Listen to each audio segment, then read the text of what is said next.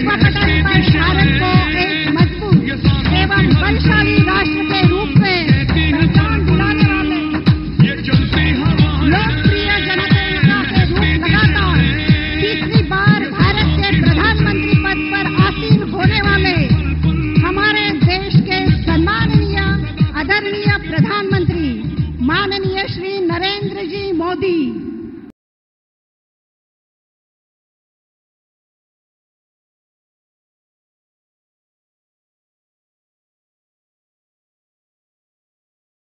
स्वागत है भाई, स्वागत है। मोदी जी का स्वागत है, स्वागत है भाई, स्वागत है। मोदी जी का स्वागत है। जय श्री राम, जय श्री राम। मोदी जी को जय श्री राम।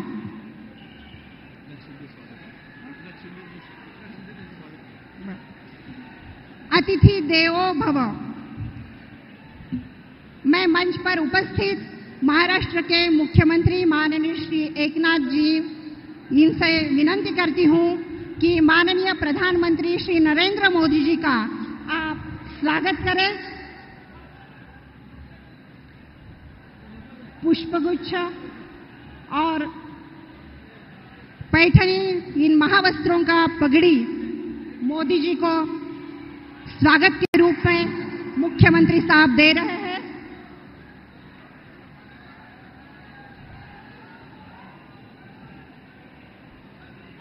इस सभा में उपस्थित सभी से मैं निवेदन करूंगी कि तालियों की गूंज से आप सब लोग प्रधानमंत्री जी का स्वागत करें।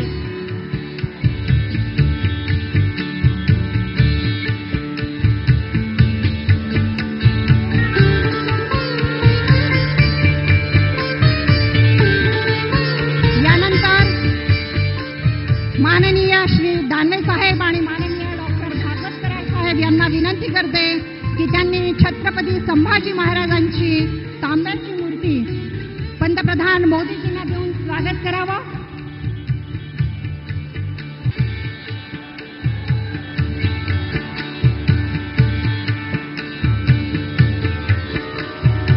जोरदार टाळ्यांनी इथे स्वागत करूया। आजच्या या विजय निर्धार सभेचं नियोजन करणारी भारतीय जनता पार्टी जिल्हाध्यक्ष शिरीष बोराळकर आणि त्यांची टीम 12 ज्योतिर्लिंगापैकी एक श्री घृष्णेश्वराची प्रतिमा देऊन आणि छत्रपती संभाजी महाराजांची मूर्ती देऊन माननीय पंतप्रधान श्री नरेंद्रजी मोदी यांचं स्वागत करत आहे। मंचावरील उपस्थित सर्व गणमान्य अतिथियों को स्वागत करने की अनुमति करती हूँ। आप सभी को अनुमोदन करती हूँ कि जोरदार तालियों से हमारे लोकप्रिय नेता श्री नरेंद्र मोदी जी का एक बार फिर से हम स्वागत करते हैं। स्वागत है भाई, स्वागत है। मोदी जी का स्वागत है। जय श्री राम, जय श्री राम। मोदी जी को जय श्री राम।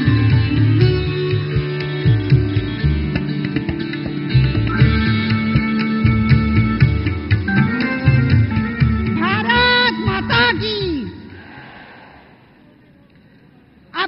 अब मैं उन्हें आमंत्रित करना चाहूंगी। एक साधारण शिवसैनिक से मुख्यमंत्री पद तक का सफर राज्य की राजनीति में एक नई दिशा का प्रतीक है। जमीनी स्तर के आंदोलनों और आम लोगों के गहरे जुड़ाव से उनके नेतृत्व को छत्रपति शिवाजी महाराज की जय भवानी। धर्मवीर छत्रपति संभाजी महाराज की। महामानव डॉक्टर बाबासाहेब आंबेडकरांना विनम्र अभिवादन करतो। मराठवाडा मुक्ती संग्रामातील शहीदांना नमन करतो आणि विश्वनेते विकास सूर्य आणि आपल्या सर्वांचे लाडके प्रधानमंत्री नरेंद्र मोदीजी यांचं संभाजीनगरात आपल्या सगळ्यांच्या वतीने मनापासून स्वागत करतो। आणि प्रधानमंत्री मोदीजी यांच्या स्वागतासाठी लाडक्या बहिणी आलेत, लाडके भाऊ आलेत, लाडके ज्येष्ठ आलेत, लाडके शेतकरी आलेत, सर्व आलेत। मी प्रचंड असा मोठा जनसागर या ठिकाणी उपस्थित आहे. मी सगळ्यांचं मनापासून स्वागत करतो. प्रकृति नाच रही है, हवाएं महक रही है, हमारे मोदी जी के लिए लाख दुआएं चहक रही है. यही तस्वीर मैं आज आपके सामने बैठे लोगों के चेहरे पे देख रहा हूं. इसकी खुशी है, हमें सब लोगों को खुशी आहे. महायुतीच्या 23 तारखेच्या विजयाची ही नांदी आहे. 23 तारखेला गुलाल उधळायचं, मोठे फटाके फोडायचे आणि आनंदोत्सव साजरा करायचा. मुझे खुशी है, हम सभी लोगों को खुशी है. जो ट्रंप के कंधों पर हाथ रखते हैं, जो पुतिन से दोस्त की तरह बात करते हैं, मोदी जी दुनिया में जहां भी जाते हैं विकास की बात करते हैं. मोदी जी आपके नक्शे कदम पर हम चल रहे हैं और महाराष्ट्र को आगे बढ़ाने का काम कर रहे हैं. मराठवाडा हा शिवसेना भाजपा युतीचा बालेकिल्ला आहे. भाजपा युती, शिवसेना, राष्ट्रवादी, महायुतीचे उमेदवार आपले सगळे आहेत आणि इथली जनता शिवसेना प्रमुखांच्या विचाराने भारावलेली आहे. त्यामुळे लोकसभेत महायुतीला विजय मिळाला आहे आणि शिवसेना प्रमुखांनंतर प्रभू श्रीरामाच्या, छत्रपती शिवरायांच्या पवित्र भगव्याचं रक्षण कुणी केलं असेल त्यांचं नाव आहे प्रधानमंत्री नरेंद्र मोदी. सपना था बाला साहब का और मिल गई एक डगर. मोदी साहब के नेतृत्व में हमने कर दिखाया संभाजी नगर. आणि म्हणून मी आपल्याला एवढं सांगतो की हे छत्रपती संभाजीनगर मोदीजींमुळे महाराष्ट्राच्या विकासाला गती मिळाली, प्रगती झाली. गेल्या 2.5 वर्षात मोदीजींनी महाराष्ट्राला भरभरून दिलं. ऐसा कभी नहीं हुआ कि हमने मांगा और मोदी जी ने दिया नहीं. आधीचं सरकार मात्र अहंकारी कडक सिंग बनून होतं आणि मी कशाला मागू असा इगो, अहंकार. अरे राज्यकर्त्यांनी महाराष्ट्रासाठी केंद्राकडे मदत मागणं म्हणजे हा कमीपणा नाही. पण आम्ही जातो राज्याला विकासाकडे नेण्यासाठी. हे दिल्लीत जातात, मला मुख्यमंत्री करा, मुख्यमंत्री करा, मुख्यमंत्री करा, माझा चेहरा बनवा. बाळासाहेब होते तेव्हा सगळे मातोश्रीत येत होते. आज उलट झालंय, दिल्लीच्या गल्ली गल्लीत फिरायला लागतंय. हे बाळासाहेबांचे विचार सोडल्यामुळेच ही परिस्थिती आलेली आहे. आणि म्हणून महाराष्ट्राच्या मुख्यमंत्री 2.5 वर्षात काय केलं आपल्याला माहित आहे. घरात बसून कोमट पाणी पित होते आणि दुसऱ्यालाही सांगत होते कोमट पाणी प्या, कोमट पाणी प्या. फेसबुक लाईव्हवर सरकार चालते का? गृहमंत्री खंडणीच्या आरोपाखाली जेलात जात होते. सगळे प्रकल्प बंद पाडत होते. जलयुक्त शिवार, मराठवाडा वॉटर ग्रीड, मेट्रो, सगळी कामं बंद. आणि या कामामधले स्पीड ब्रेकर, देवळं बंद होती, भ्रष्टाचाराची दुकानं राजरोसपणे सुरू होती. आम्ही ती सत्ता उलटवून टाकली, सरकार पलटवून टाकलं, टांगा पलटी करून टाकला आणि महायुतीचं सरकार आणलं. या महाराष्ट्राच्या जनतेच्या मनातलं सरकार आणलं, मोदीजींच्या आशीर्वादाचं सरकार आणलं.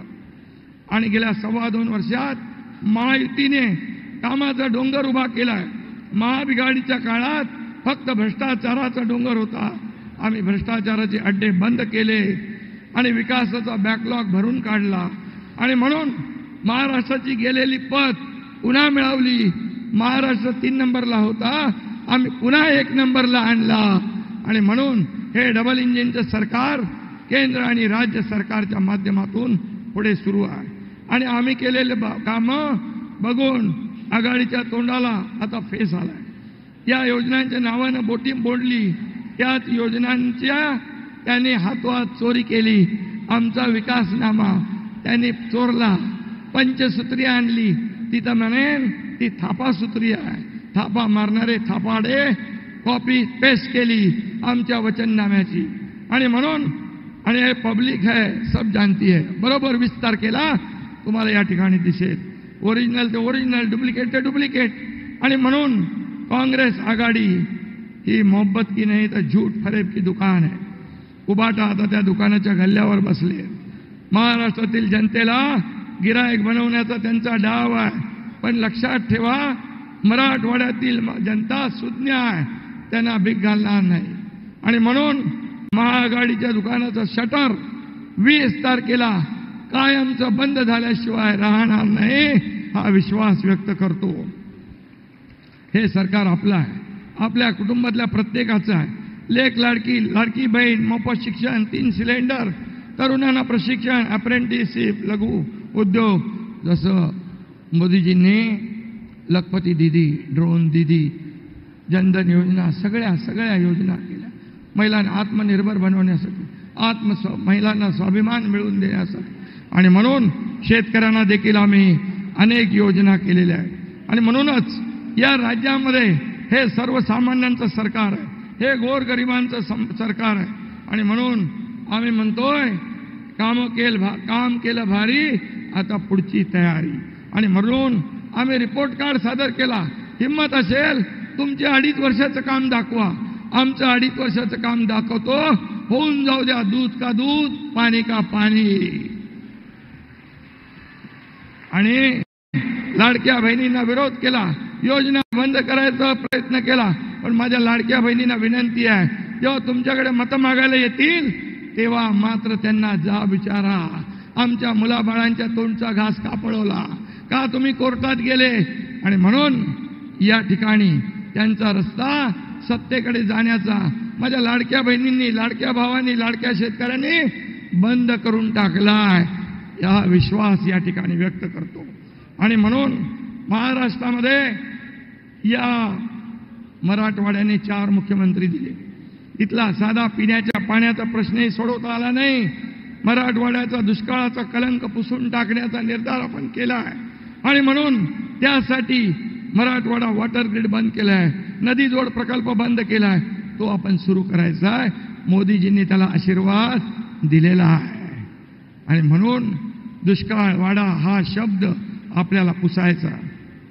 आणि म्हणूनच मी आपल्याला एवढंच सांगतो की आपण येत्या, आता हे सगळे उमेदवार इथं आहेत, या सर्व उमेदवारांच्या पाठीशी तुम्ही उभे राहा. आणि 14 उमेदवार आहेत मला वाटतं. विरोधकांना देखील आपल्याला 14वे रत्न या निवडणुकीत दाखवायचं आहे आणि कायम घरी बसवायचं आहे. महायुतीचं सरकार आणायचं आहे. खऱ्या अर्थाने या राज्यामध्ये, दिल्लीमध्ये मोदी साहेबांचं सरकार, किती त्यांनी आटापिटा केला, फेक नॅरेटिव्ह केलं, संविधान बदलेगा, ये बदलेगा, वो बदलेगा, सगळ्यांना घाबरवलं. तरी सुद्धा या हिंदुस्थानच्या 140 करोड जनतेने पुन्हा प्रधानमंत्री म्हणून 3ऱ्यांदा मोदीजींनाच बसवलं. ही देशातली जनता जागरूक आहे. अरे 50-60 वर्ष काँग्रेसने देशाचं वाटोळं केलं, घोटाळे केले, पण 10 वर्षात मोदीजींनी या देशाला पुढे नेलं, या देशाची प्रगती केली. आर्थिक महासत्तेकडे चाललोय म्हणून आम्हाला अभिमान आहे आमच्या प्रधानमंत्र्यांचा. विदेशामध्ये जातात, राहुल गांधी देशाची बदनामी करतात, तिकडे संविधानाची भाषा करतात, तिकडे आरक्षण बंद करण्याची भाषा करतात. यांना त्यांची जागा दाखवणार तुम्ही? यांना त्यांची जागा दाखवणार? यांना त्यांची जागा दाखवा 20 तारखेला. आणि मी शेवटी जाता जाता एवढंच सांगतो, नरेंद्र जी मोदी है विकास का नाम, उनके तन में बसे है प्रभु श्री राम, भक्ति और शक्ति का मिलाप है मोदी, उनके नाम से जानेगी 21वीं सदी. धन्यवाद. जय हिंद, जय महाराष्ट्र. धन्यवाद सर. राष्ट्र नायक श्री नरेंद्र मोदी जी के नेतृत्व में हम सब आशा भरे और आत्मविश्वास बढ़ाने वाला ऐसा समय देख रहे हैं जो हमारा सपना था. भारत को एक नई ऊंचाई पर ले जाने वाला सपना जल्द ही पूरा होगा। सबका साथ, सबका विकास और सबका विश्वास, ये मंत्र अब हर नागरिक का सूत्र वाक्य है। ऐसे हमारे प्रधानमंत्री, जिन्हें मैं निवेदन करूंगी कि वे इस सभा को संबोधित करें, और आप सभी को मैं अनुमोदन करूंगी, तालियों से उनका स्वागत करें। जय श्री राम, जय श्री राम, मोदी जी को जय श्री राम।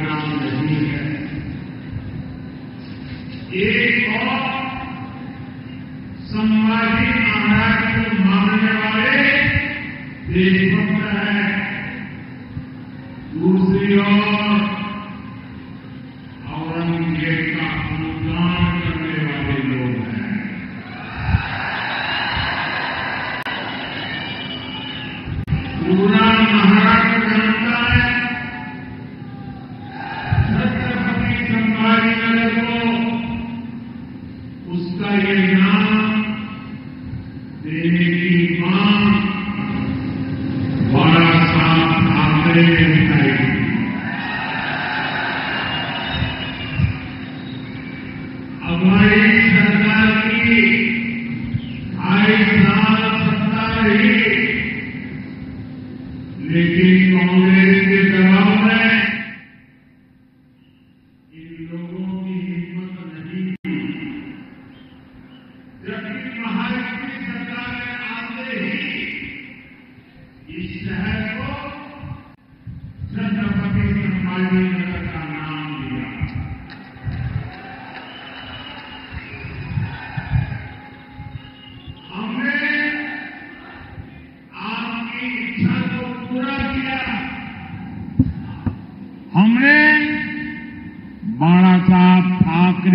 इच्छा को पूरा किया।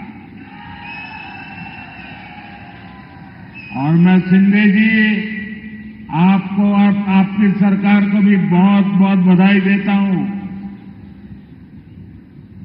और साथियों, औरंगाबाद को छत्रपति संभाजी नगर बनाने का सबसे ज्यादा तकलीफ इसे हुई थी। इसी कांग्रेस पार्टी को, अगाड़ी वालों को, जिसके पाले पोसे हुए लोग इस फैसले को परखने के लिए कोर्ट तक चले गए थे। आप मुझे बताइए, जिन्हें संभाजी महाराज के नाम पर आपत्ति है, जिन्हें उनके हत्यारे में अपना मसीहा दिखता है, ये लोग महाराष्ट्र और मराठी स्वाभिमान के खिलाफ खड़े हैं कि नहीं खड़े हैं? ये लोग हमारी पहचान के खिलाफ है या नहीं है? महाराष्ट्र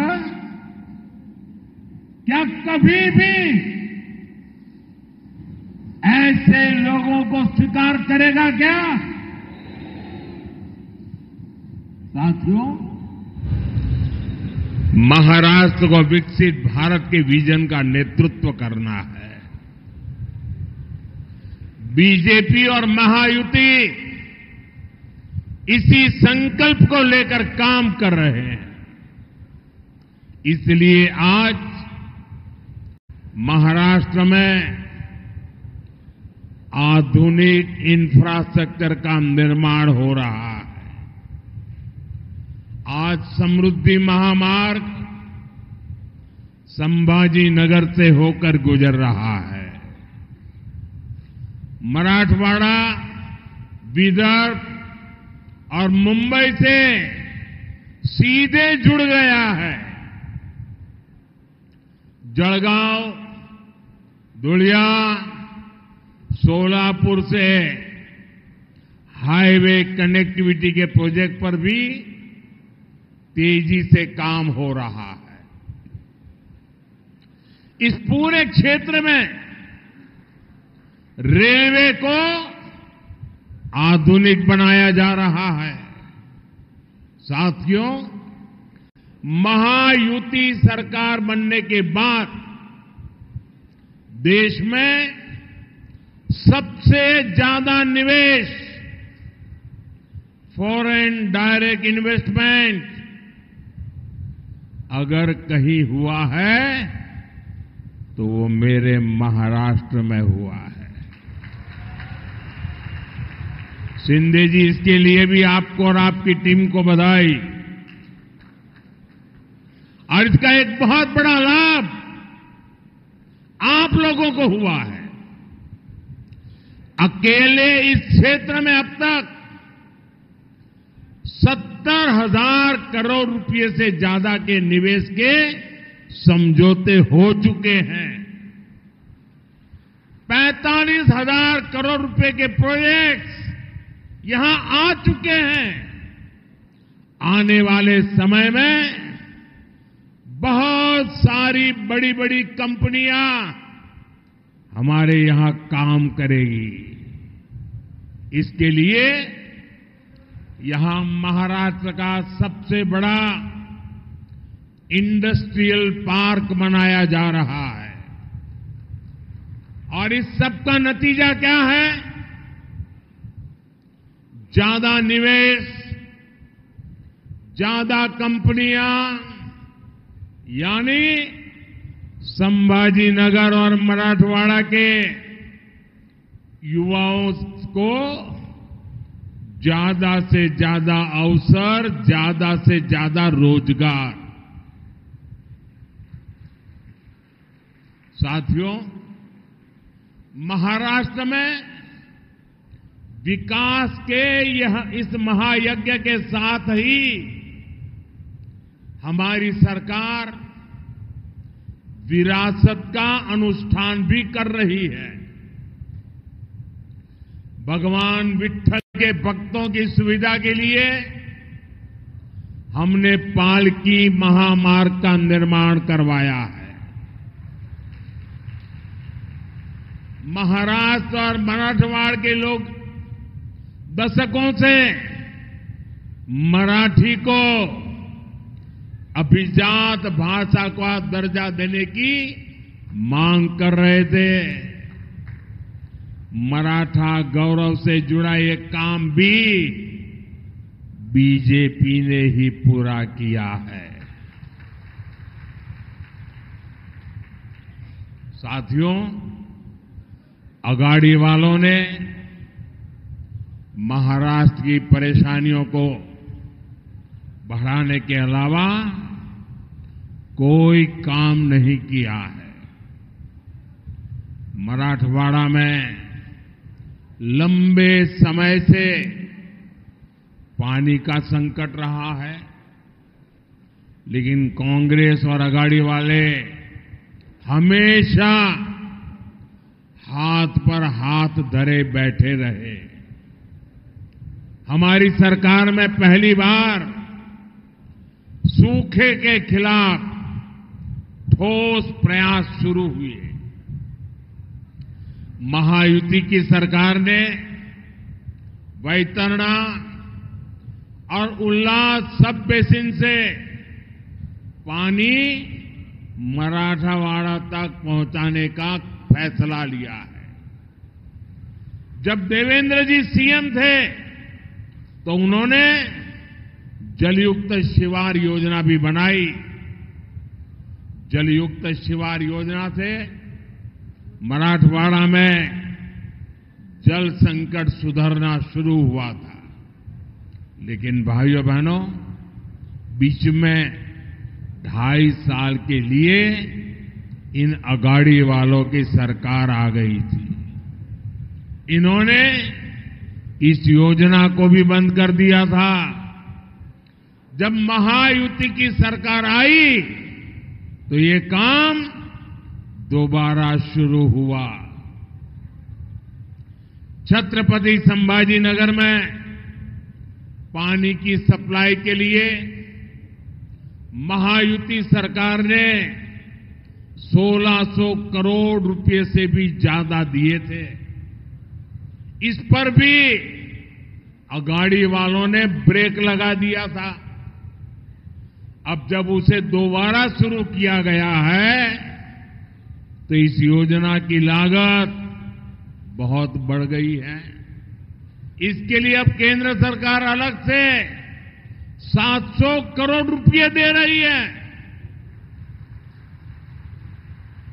ये फर्क है महायुति और अगाड़ी वालों में। ये फर्क है बीजेपी और कांग्रेस में। आप मुझे बताइए, महाराष्ट्र में सरकार पानी और सूखे से मुक्ति दिलाने वाली होनी चाहिए या इन योजनाओं को ठप करने वाली होनी चाहिए? ये अगाड़ी वाले बूंद बूंद पानी के लिए आपको तरसाएंगे। तरसाएंगे कि नहीं तरसाएंगे? इसलिए विशेषकर मैं माताओं बहनों को कहता हूं, ये अगाड़ी वालों को घुसने ही मत देना, वरना आपको पानी के लिए भी तरसा के रखेंगे। इसलिए मैं कहता हूं, भाजपा महायुति आहे तर गती आहे, महाराष्ट्राची प्रगति आहे। साथियों, महायुति के लिए हमारा किसान हमारा अन्नदाता है। विकसित महाराष्ट्र का सबसे मजबूत स्तंभ है यहां कपास के किसान बहुत बड़ी भारी मात्रा में है। हमारी सरकार कपास किसानों की आय बढ़ाने के लिए भी हर संभव प्रयास कर रही है। महाराष्ट्र में टेक्सटाइल पार्क खुलने से स्थानीय कपास उद्योग को बढ़ावा मिलेगा। किसान सम्मान निधि के तहत महाराष्ट्र के 1,20,00,000 किसानों को 33,000 करोड़ रुपए से ज्यादा उनके खाते में जमा हो चुका है।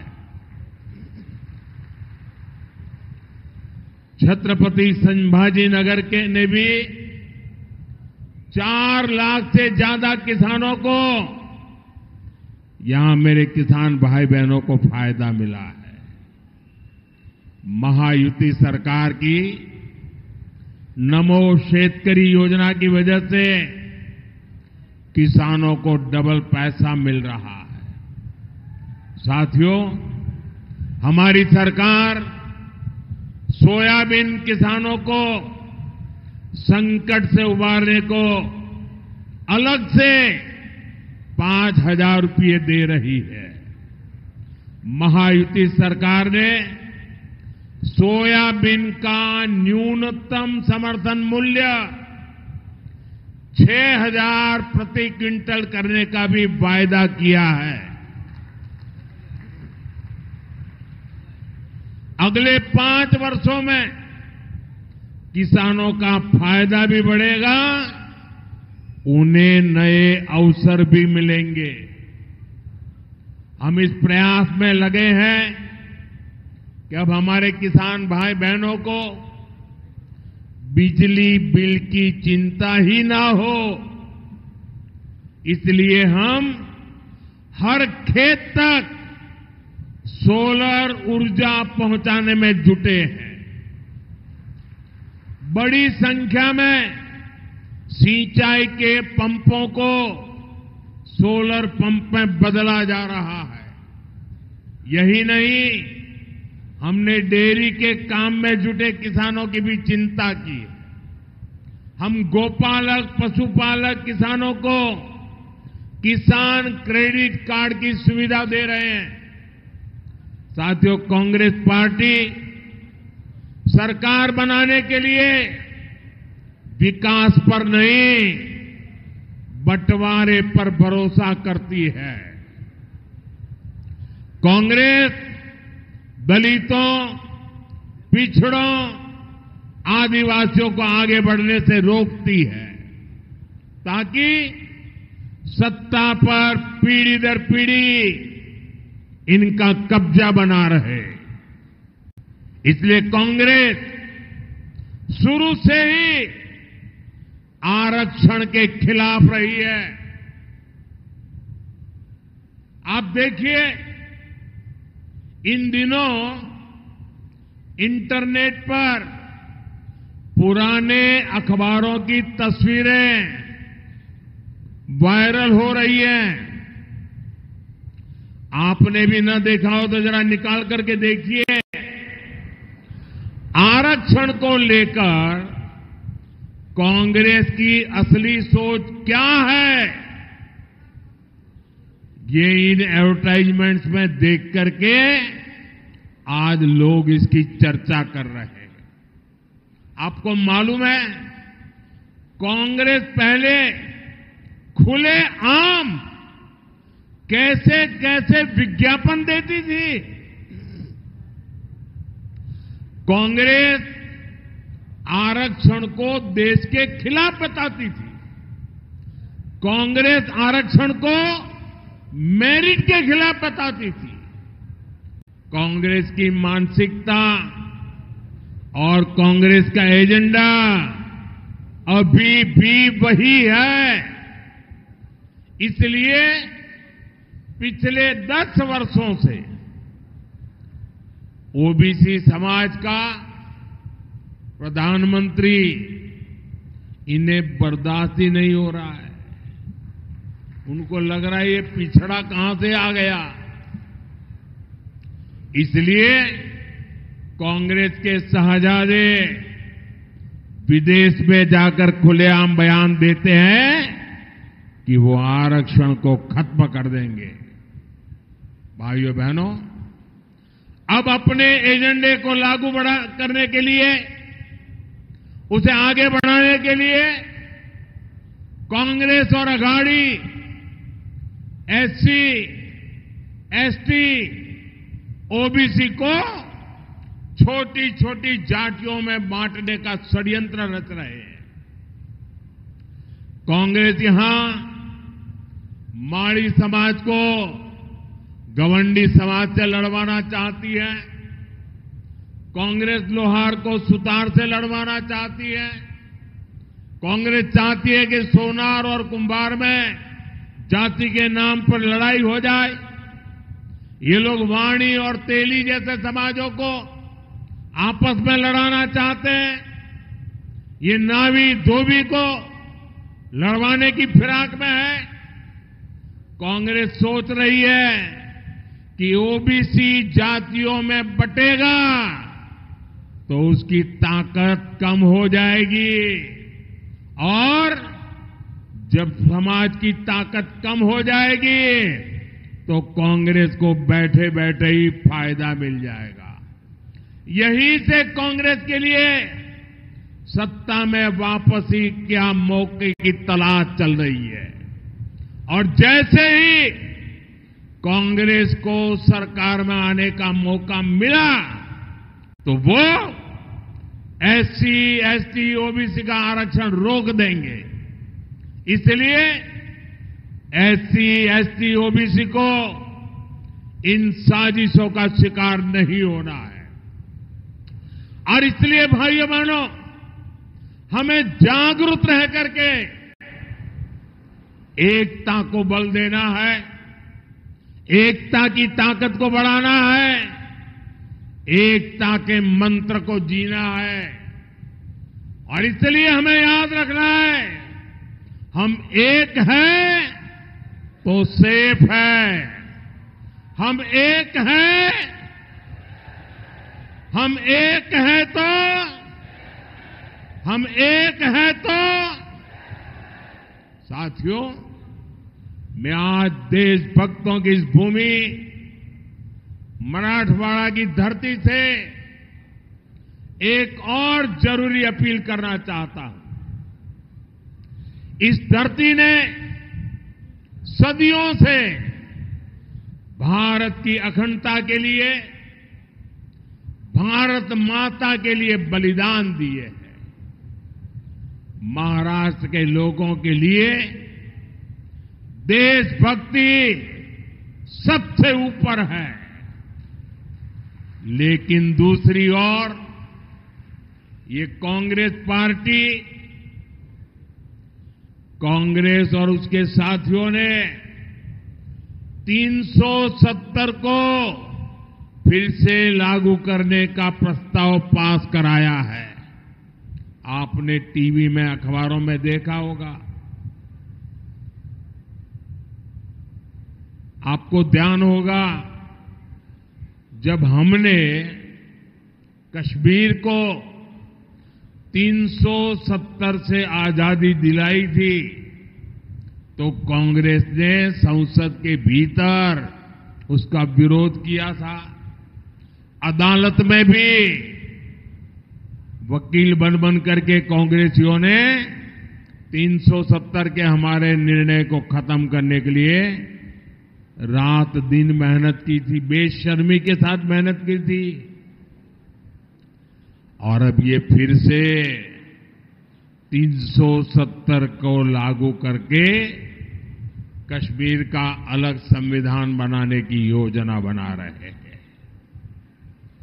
कश्मीर भारत का अभिन्न हिस्सा है। कश्मीर में बाबा साहब आंबेडकर का संविधान चले, कश्मीर से आतंकवाद का नामो निशान मिटे, ये हर देशवासी का संकल्प है। लेकिन कांग्रेस का सपना क्या है? कांग्रेस का सपना कश्मीर से बाबा साहब के संविधान को हटाने का है। मैं तो हैरान हूं, पाकिस्तान के अलावा अगर कोई ये सपना देख रहा है तो वो कांग्रेस और उसके साथी है। पाकिस्तान की भाषा बोलने वाली कांग्रेस और उसके दोस्तों को क्या महाराष्ट्र के मेरे भाई बहन, संभाजी नगर के मेरे भाई बहन ऐसे लोगों को सबक सिखाएंगे कि नहीं सिखाएंगे? साथियों, हमें महाराष्ट्र में एक मजबूत और निर्णायक सरकार की जरूरत है। कुर्सी के लिए आपस में लड़ने वाले अगाड़ी के लोग महाराष्ट्र के हित में कभी काम नहीं कर सकते। इसलिए मेरा आग्रह है, ज्यादा से ज्यादा संख्या में महायुति उम्मीदवारों के पक्ष में वोट करें। मैं आपको भरोसा दिलाता हूं, अगले 5 साल में महाराष्ट्र विकास की नई ऊंचाइयों को छुएगा। इसी संकल्प के साथ आप सबका ये प्यार, ये आशीर्वाद, इसके लिए मैं आपका बहुत बहुत आभारी हूं। मेरे साथ बोलिए, भारत माता की, भारत माता की, भारत माता की। बहुत बहुत धन्यवाद।